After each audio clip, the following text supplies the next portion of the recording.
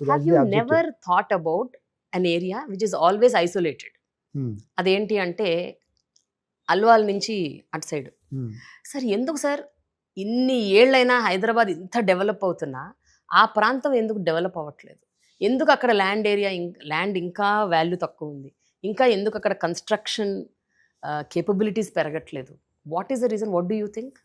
మీరు if you divide Hyderabad into south, north, east, yeah west. Yeah yeah so west of Hyderabad is very highly prized and fast developing because అక్కడ sir యాక్చువల్గా అన్ని డెవలపింగే sir. మీరు ఆ. ఇప్పుడు పటాన్చెరు అటువైపు తీసుకోండి, అది డెవలప్ అవుతుంది. మీరు ఇటు సైడ్ ఫైనాన్షియల్ డిస్ట్రిక్ట్ కోకాపేట అది డెవలప్ అవుతుంది. ఎల్బీ నగర్ అది డెవలప్ అవుతుంది. ఓన్లీ సికింద్రాబాద్ వైపు తర్వాత దాటిన ఆ ఏరియా ఉంది చూడండి, ఆ షామీర్పేట వరకు, that is status quo. What you think is the reason? I tell you ma'am, ఇప్పుడు మీరు చెప్పినట్టు వెస్ట్ ఆఫ్ హైదరాబాద్ అంటే గచ్చిబౌలి, కోకాపేట ఇటువైపు వస్తుంది. North of Hyderabad is Bachupally అది. సో మీకు హై అండ్ ఎంప్లాయ్మెంట్ ఉండే ఏరియాస్లో గ్రోత్ ఫాస్ట్ ఉంటుంది. ఇప్పుడు ఏదైనా సరే యాజ్ సెడ్ హౌసింగ్ అనేది ప్రైవేట్ సెక్టర్కి వెళ్ళిపోయిన తర్వాత ప్రైవేట్ ప్లేయర్స్ బిజినెస్గానే చేస్తారు కదా. సో చేసిన చోట అది సెల్ అవ్వాలి, సెల్ అయ్యి ₹4 డబ్బు రావాలి, రూపాయి రావాలి. సో ఈ ఏరియాలో సేలబిలిటీ ఈజ్ వెరీ ఈజీ. తర్వాత ఆ ఏరియా హైలీ ఎక్స్పెన్సివ్ అయినప్పుడు ఎప్పుడైనా ఎక్కడైనా ఏదవుతుందంటే ఒక ఏరియా అఫోర్డబిలిటీ పెరిగినప్పుడు, చాలా ఎక్కువైపోయినప్పుడు, అఫోర్డబిలిటీ మన చేతి నుంచి దాటిపోయినప్పుడు స్పిల్ ఓవర్ ఏరియాస్ అంటారు. నెక్స్ట్ అడ్జైనింగ్ ఏరియాకి పోతాం. So that is how north of Hyderabad developed because of west influence. ఇప్పుడు వెస్ట్ ఆఫ్ హైదరాబాద్లో మీరు ఏదైనా అపార్ట్మెంట్ తీసుకున్నారు అనుకోండి, 12,000 SFT, 15,000 SFT అంటారు. అంటే ఒక చిన్న 2 bedroom ఫ్లాట్ కొనాలి అంటే 2 కోట్లు అవుతుంది 2 bedroom. సో 2 crores పెట్టి 2 bedroom ఫ్లాట్ ఆ ఏరియాలో కొనుక్కునే బదులు కొంచెం పెద్దది కావాలన్నారు అనుకోండి, okay next near by area ఏంటి, నార్త్ ఆఫ్ హైదరాబాద్ రండి. ఓకే దెన్ ఇటు సౌత్ ఆఫ్ హైదరాబాద్ అటువైపు వెళ్తే మీకు అటువైపు కూడా ఎయిర్పోర్ట్ నుంచి కనెక్టివిటీ అటువైపు దగ్గర అవుతుంది. High and employment airport. తర్వాత అటువైపు సౌత్ ఆఫ్ హైదరాబాద్లో మీకు హార్డ్వేర్ పార్కు, ఈ ఎలక్ట్రానిక్ సంబంధించినవి, డిఫెన్స్ రిలేటెడ్ అవన్నీ కాబట్టి ఆ ఏరియాలో కూడా వస్తుంది. సో మీకు ఇటువైపు east of Hyderabad whatever you said Alwal అటువైపు ఎందుకు పెరగట్లేదు దానికి మేబీ నా రీజనింగ్ ఏమనుకుంటానంటే కంటోన్మెంట్ ఏరియా, డిఫెన్స్ ఏరియా, ఇవన్నీ strict no zone protected areas and అది దాటి వెళ్ళాలి మీరు. So people have to commute that much distance to have a living. That is a very big loophole. అది కూడా develop అవుతుంది madam definitely because of the outer ring road is the biggest asset for Hyderabad. So ఇప్పుడు నేను చెప్పానండి ఇక్కడ నుంచి west నుంచి నార్త్కి, north నుంచి అటు ఈస్ట్కి వచ్చేదానికి కూడా ఎంతో టైం లేదు. Comparatively it has not seen that growth what the rest of Hyderabad has seen. That's true. Sir who is your inspiration sir ఈ కన్స్ట్రక్షన్ రంగంలో? బికాజ్ అంటే మీరు గ్రోయింగ్ అప్ ఎంతోమందిని చూసుంటారు కదా. మన హైదరాబాద్లోనే 40-50 ఏళ్ళుగా బిల్డర్స్గా ఉన్నవాళ్ళు ఇంకా ఉంటున్నారు. అంటే they are so strong, they are very ethical, they are very proper, professional. అందుకనే ఉన్నారు, లేకపోతే ఎందుకు ఉంటారు? 40-50 ఏళ్ళుగా ఉన్నారంటే that means they have these qualities. అయ్యా అంటే ఉన్నవాళ్ళు కొంతమంది. So if I ask you who is your inspiration, whose housing pattern or construction style you like?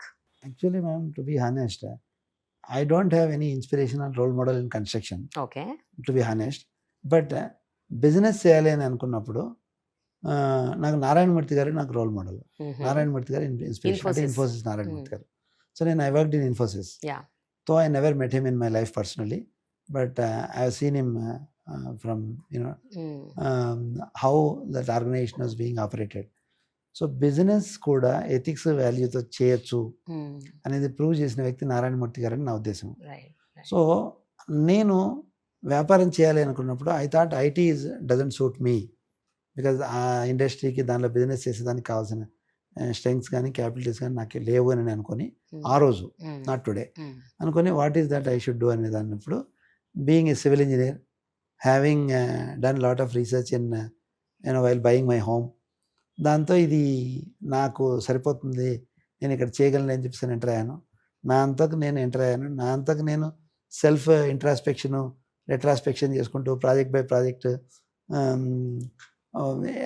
Improvement చేసుకుంటూనే డెవలప్ చేసుకుంటూ వచ్చాం. కానీ ఒకళ్ళని ఎగ్జాంపుల్గా అంటూ నేను తీసుకోలేదు. ఓకే, గవర్నమెంట్లు మారినప్పుడల్లా రియల్ ఎస్టేట్ కూడా మారుతుందా? అంటే ల్యాండ్ వాల్యూస్ మారుతుందా? Buying and selling capacity change అవుతుందా? కరెంట్ సినారియో ఏంటి? This is a very good question. See basically change of government, change of guards అనేది it's process in the system. So it happens every now and then. But industry there might be some impact with change of guard. So అయినప్పుడు ఏంటంటే policies కానీ లేదు systems కానీ అప్రూవల్స్లో కానీ కొన్ని మార్పులు for బెటర్మెంట్కి కానీ thinking that it will help the society అన్నట్లు గవర్నమెంట్స్ చేస్తుంటాయి.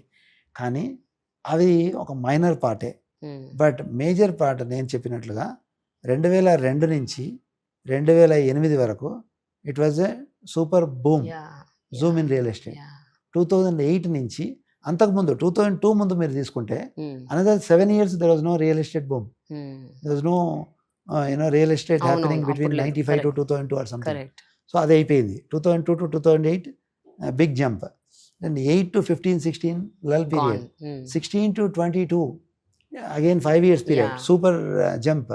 So obviously, as I said, it can't grow every day. Right. If it increase rates లోనే కామన్ మ్యాన్ ఇల్లు కొనలేకపోతే 16 to 22 పెరిగిన జంప్ ఇప్పుడు కూడా మనం ఎక్స్పెక్ట్ చేస్తే ఎవరు ఇల్లు కొనలేరు Hyderabad. So that stabilization, normalization అనేది it is expected, it is required for the industry and it is required in the interest of the customer also. So this we have to take it as a plus point rather than seeing it as a negativity. So government మారడం వల్ల మాత్రమే జరిగిన మార్పు కాదు ఇది. ఆ factors అన్నీ ఉన్నాయి. ఆ గ్రోత్ ఏదైతే వచ్చిందో ఆ గ్రోత్ స్టెబిలైజ్ అవుతుంది. ఇంకొకటి ఏమవుతుందంటే రేట్లు పెరిగింది తగ్గుతాయని అన్నారు చూసారా, రీటైల్ కస్టమర్స్ డెసిషన్ తీసుకుంటారు ప్రోడక్ట్ కొనడము. అది ప్లాట్ కానీ, అపార్ట్మెంట్ కానీ, ఫ్లాట్ కానీ, విల్లా కానీ. కానీ high net worth individuals they bet on land, they high investments పెడతారు. సో వాళ్ళు ఏం చేస్తారు, ఈ ప్రాజెక్ట్స్ చేయగలిగే బిల్డర్స్ ప్రాజెక్ట్స్ చేయగలిగే ల్యాండ్స్ అన్ని చిన్నవి కాదు కదా. ఎవరు 200 గజాల్లో ప్రాజెక్ట్ కట్టరు, 500 గజాల్లో ప్రాజెక్ట్ కట్టరు, కడితే ఎకరాల్లో కడతారు. సో ఎకరాల్లో కొన్న ల్యాండ్ ఓనర్స్ ఎవరు కూడా they can with stand that pressure. So కొన్న వాళ్ళు ఓకే ఇప్పుడు పెరగట్లేదని అంటే వాళ్ళు ఆగిపోతారు, అమ్మరు. మళ్ళీ మార్కెట్ ఇంప్రూవ్ అయ్యేదాకా వాళ్ళు వెయిట్ చేస్తారు. సో వాళ్ళు విత్హోల్డింగ్ కెపాసిటీ ఉంటుంది వాళ్ళకి. సో రేటు తగ్గదు, ఇట్ విల్ స్టెబిలైజ్. వీళ్ళు తగ్గుతుంది అనుకుంటే ఎప్పుడు తగ్గదు. ఎందుకంటే 100 రూపాయలు కొన్న వస్తువు అది 80 రూపాయల వస్తువు 100కు కొన్నా, 50 రూపాయల వస్తువు 100కు కొన్నా, 100ది ఎందుకు 90కి అమ్మాలి? ఎవరు అమ్ముతారు? అందులో మేము చేసేది వ్యాపారం ఎకరాల్లో చేస్తాం, ఎకరాల్లో చేసేవాళ్ళు ఎవరు అమ్మరు. ఓకే, అటువంటి సిచ్యుయేషన్స్ కూడా వస్తాయి. ఎటువంటివి అంటే ఈ హెచ్ఎన్ఐస్ ఏదైతే ఇన్వెస్ట్ చేసి విపరీతంగా డబ్బులు సంపాదిస్తున్నారనే దాంతో కొందరు సిండికేట్ అయ్యి గ్రూప్ అయ్యి సీడ్ ఫండింగ్, క్రౌడ్ ఫండింగ్ లాగా చేసుకునేసి ఇన్వెస్ట్ చేసి కొంటారు, thinking that it will grow. But when the set back comes in the market, వాళ్ళు అందరూ విత్హోల్డింగ్ కెపాసిటీ ఉండదు. అప్పుడు ఏం చేస్తారు, they want to dispose. That's called distress sale. That's not a regular sale. ఇప్పుడు జరుగుతుంది very less, not very less. So majority of them are people who has got the capacity to withhold till they get what they want. Super. By seeing that trend, so collate చేసుకొని collect చేసుకొని multiple people అయ్యేసి కొన్న వాళ్ళు ఉన్నారు చూసారా, దానిలో అందరికీ అదే ఉండదు. ఒకడెవడో అవసరం ఉంటుంది, పెళ్లి చేయాలి, చదువు చెప్పించాలి, స్కూల్ ఫీజు కట్టాలి, కాలేజ్ ఫీజులు కట్టాలి, లేదా అమెరికాకు పంపాలి, ఆఫ్రికాకు పంపాలి, రిక్వైర్మెంట్ ఉంటుంది. What they will do, they have to sell. Correct. So 100 రూపీస్ది 90కైనా అమ్మేద్దాం, 80కైనా అమ్మేద్దాం. That is one category.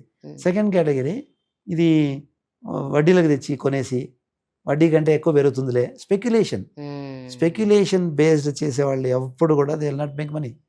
They cannot make money. They might if it's luck, but luck always doesn't work. ఇప్పుడు స్టాక్ మార్కెట్ ఎట్లయితే ఇది buying time, ఇది selling time అని అంటారు కదా, అట్లా టుడేస్ కరెంట్ సినారియోలో హైదరాబాద్ లో is it a buying time or selling time? Absolutely, this is buyers market. Buyers market. Oh, because land rates are stabilized, so builders are looking for buyers, and buyer has the better bargaining capacity, better terms dictating position, so they can negotiate, this is the right time to buy. I don't think they'll get this right time again if they wait for another 2 years, 3 years. Okay, again they'll end up buying at 50%, 60% higher rates. Okay, so this is the right time to buy. Absolutely right time. Wonderful. Sir, currently ఇంకా in your hand how many ventures are they sir right now which are ready to be sold? Praneeth group, trust in built. మనకి the best ఇవ్వాలనేదే Praneeth group ambition.